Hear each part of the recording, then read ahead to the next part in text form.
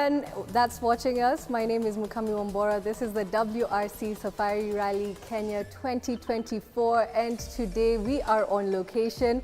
We have a very special guest. We're used to talking to the drivers and asking them about this special relationship that they have with the navigators. Well, today we are talking to a navigator. We want to hear from them exactly what it takes for a driver to actually win the WRC and the teamwork it requires to make it happen. We are here at the Karan Patel Racing, and we'll be talking to Tauseef Karan, his navigator. Karibu sana. Now, people just hear the word navigator, and most of the time we just see the driver being interviewed. It'll be really good for you to give us some insight on what it really means to navigate. Like, what is your role? Well, yeah, what you said is true. Everyone is always after drivers. They forget that co-drivers play an equal part in the car. I believe that without us, they'll not be able to drive to their maximum. Well, for me as a co-driver, there's a lot that goes into the preparation of the rally. So our job starts way before the rally itself, where you need to do documentation preparations, all the entry forms and all the logistics just in regards to the rally. From there, then we go into recce. You know, personally, that's, I think, the worst part for navigator. You know. When does that happen? So recce happens for WRC. It's going to be three days before the event itself. So we leave for Naivasha on a Sunday, and then go and do all our documentation in Naivasha, get our road books, and for the rest of the day maybe just chill out and, you know, make a recce schedule or plan. But for such big events, there is a recce schedule that is already in place, which we have to follow. So day of recce, we go to the stages we are supposed to recce. Is this just you? No, both of us. Both of us. Both of us. So from the time we now leave for WRC, like on the Sunday that I mentioned, I basically now take over in the sense that I tell Karan, okay, we need to go here, we need to do A, B, C, D. You're in more charge, or less, basically. I am in charge now. You know, I make the calls. Yeah, for that time, yes, I am the captain. We have an amazing relationship. He is a good team player. So, as I mentioned, we then go for recce together to the stages we are supposed to. So when we are on recce, I have my road book with me, which is a guideline to where we are supposed to be going, and it gets us to the start of the first stage. Once you are in the stage, the same road book has danger notes because they don't give you pace notes. So as driver, co-driver, you make your own pace notes. And pace notes is how fast you move. Okay, so pace notes is basically, obviously, description of the road, I would say. You know, it has distances, grading of corners, how fast. So there is fast, medium, slow. There is, you know, depending on the angle of the corner, the driver is the one who grades them according to himself. So as for me, I'm writing what he's calling during recce. There are also bumps, jumps, ditches, holes. All these things are marked in your pace notes. So once you're on recce, I have my road book and I have my book where I'm writing the pace notes that he's actually calling out to me. Yeah, and that's why I said But you'll it's have like. to remember the next day when the race starts. Well, obviously you have the book with you, Yeah. so you are just calling what he wants to hear, and it's like a chemistry. Over time, you understand how fast or how slow or with what tone to call what instructions. So he knows how serious it is. You know, if it's like a ditch or a max ditch, it'd be like max ditch. But if it's a triple caution ditch, your tone changes in the car. Like, so he knows, okay, something serious is coming up. Yeah. So we go through the stages, make our notes, then we recheck on the second loop. So recce is 2 loops. So now when we are rechecking the notes, I am calling out to him what he had asked me to write in the book.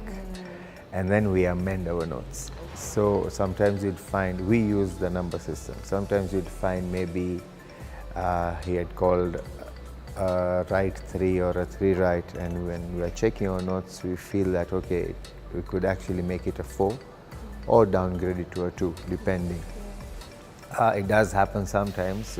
On recce, you would write a right as a left and a left as a right, because there's so much going on. You know, he's not driving at 10 kph. You're doing recce between 60 to 80 kph. So as he's calling, I'm just writing. Yeah. There are times, even if the stages are well marked, we hardly use the road book.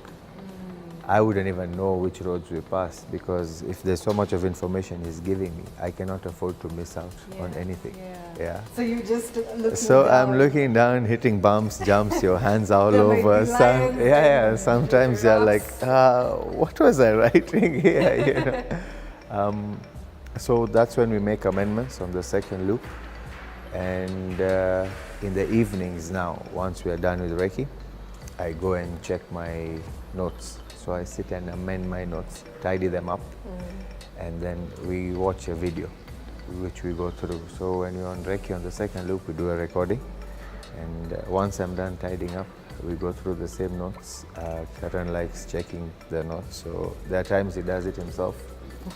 And there are times I join him, depending if I have a lot of notes to amend and do that. So I finish a stage, I give it to him, and he does it, which is really helpful for me, you know. Yeah. So, in those situations, because you said like sometimes your tone changes. Have you been caught in like a very dangerous situation? How did you guys react to it? Well, it does happen. There's, I think, a rally I had written a 5 instead of a 3, and it wasn't very clear. And I called it as a 5, so we came in flying and into the sugar canes, and he brought the car back. These things happen. It's again trust. You know, we trust each other fully, like 100%. If I'm going to tell him he needs to drive through this wall and will come out on that side, He'll just press accelerate. Yeah, and for me, I know I'll come out safe on the other side, you know. Because you're putting your lives in someone else's. Exactly. Like as a co-driver, it's the minute you sit in the car, you belt up, it's like, here, take my life now, do what you need to do with it. How have you built that trust over the years? Do you guys spend time together as well outside? How do you build that trust? Okay, so with Karan, obviously, it's been 10 years we've raced together. I think we spend a lot of time during rallies together, you know. Apart from that, lately now, yes, we do meet here and there, spend time together, but I think that trust for me came in when I could see he has control of a car. He listens, you know, it's very important. I think it's like a marriage, you know, in the car, a relationship. You have to understand each other, you have to trust each other, communicate. There's a whole there's a whole chemistry inside the car. You know, if you don't have that bond, then I don't think, I feel like you're risking your life. Let's put it that way. Yeah. So what would you say some of your most memorable moments in the WRC? In the WRC? Yeah. Well, meeting all the world-class drivers is always something for us. Do you go and also get the navigator's autographs, or are you also fun bowing over the drivers? I'll to say the truth, like, I don't know if I personally have taken anyone's autograph, but it's nice to meet all of them. Exchanging notes with the co-drivers is a big thing for me. You know, you learn a few tips from them, meeting them, understanding how they do their things at that level. and I think we've met them now maybe 4 or 5 years. So now it's like we've become boys. Yeah, James. Yeah, something like that. And you know, at the end of last year, you guys became the ARC champions for 2023. You were also went for the awards. What was that, going on stage and receiving those accolades from the FIA? That was actually out of this world.